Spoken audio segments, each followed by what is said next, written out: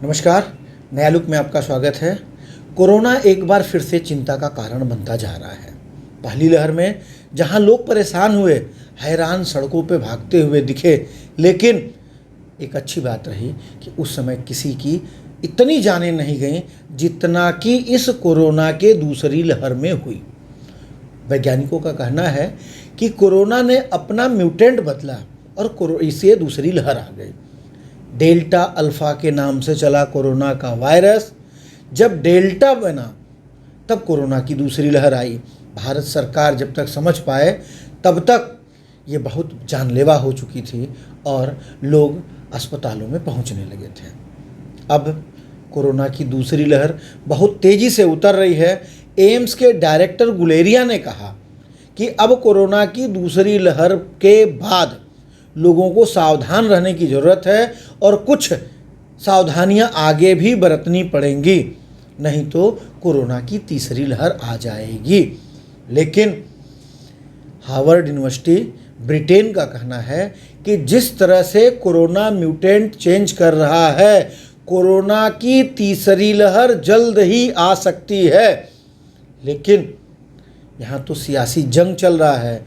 दिल्ली में सियासी जाजिम बिछी, शरद पवार से लेके सारे विपक्षी जुटे और उत्तर प्रदेश में भगवा सियासी जाजिम पे बीएल संतोष से लेके सारे प्रभारी, सारे बड़े मठाधीश यहीं आए और सियासत की बात कर रहे हैं। कौन होगा मुख्यमंत्री, कौन बनेगा मंत्री। अब तो कोरोना की बात पीछे छूट चुकी है, जबकि मध्य प्रदेश, महाराष्ट्र, केरल और तमिलनाडु में कोरोना के जो नया म्यूटेंट है delta plus, alpha delta plus का म्यूटेंट मिल चुका है। 2 दिन पहले महाराष्ट्र के सचिव ने ये तय किया था, ये बताया था कि हमारे वहाँ 22 केस मिले हैं और हम उनका इलाज कर रहे हैं। कोरोना की तीसरी लहर का दस्तक है। स्वास्थ्य सेवाएं कितनी जर्जर हैं ये हम आप सभी जानते हैं, लेकिन बहुत दिनों बाद अनलॉक हुआ है तो जायज़ सी बात है हम आप सभी लोग मॉल, बाज़ार और हर जगह, हर उस जगह दौड़ रहे हैं जहां इतने दिनों तक बंदिशें थीं। सरकार अनलॉक कर रही है, कोरोना ने अनलॉक नहीं किया है। सरकार की भी मजबूरी है, इसलिए कि जब तक व्यावसायिक गतिविधियां नहीं होंगी, आर्थिक गतिविधियां नहीं होंगी, देश की अर्थव्यवस्था और जर्जर हो जाएगी।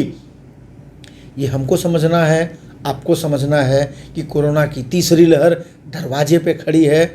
लेकिन इस बीच खुशी की बात सिर्फ ये आई कि डॉक्टर गुलेरिया ने कहा कि जो तीसरी लहर बच्चों के लिए बताई जा रही है, बच्चों पे ज़्यादा असर नहीं कर पाएगा।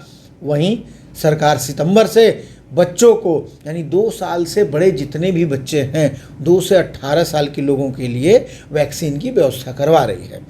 यानी अब वैक्सीनेशन भी होगा। अब हमको सावधानी भी बरतनी है, लेकिन इन सब के बीच एक चीज़ें हमको परेशान कर सकती हैं, वो है लापरवाही। कोरोना की तीसरी लहर दरवाजे पे है, हमको बचना है, आपको बचना है, सभी लोगों को बचना है।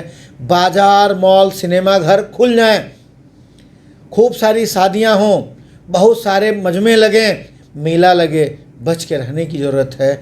और वो कोविड प्रोटोकॉल जो लॉकडाउन के समय हम पालन कर रहे थे, वो आज भी पालन करना है। हमको लोगों से दूरी बना के रखनी है, सोशल डिस्टेंसिंग नहीं, हमको तो फिजिकल डिस्टेंसिंग बनानी है, समाज नहीं तोड़ना है। जिसने भी ये नाम दिया मैं उससे एकदम सहमत नहीं हूँ। हम सोशल डिस्टेंसिंग की बात नहीं करेंगे, फिजिकल डिस्टेंसिंग बना के रखनी है। हमको हाथ धोना है, हमको सैनिटाइज़र का भी इस्तेमाल करना है, मास्क लगाना है और हर उस नियम का पालन करना है जो कोविड प्रोटोकॉल के लिए ज़रूरी है। कोरोना की तीसरी लहर हमको, आपको, सबको मिलकर झेलना है, इसलिए सावधान रहिए।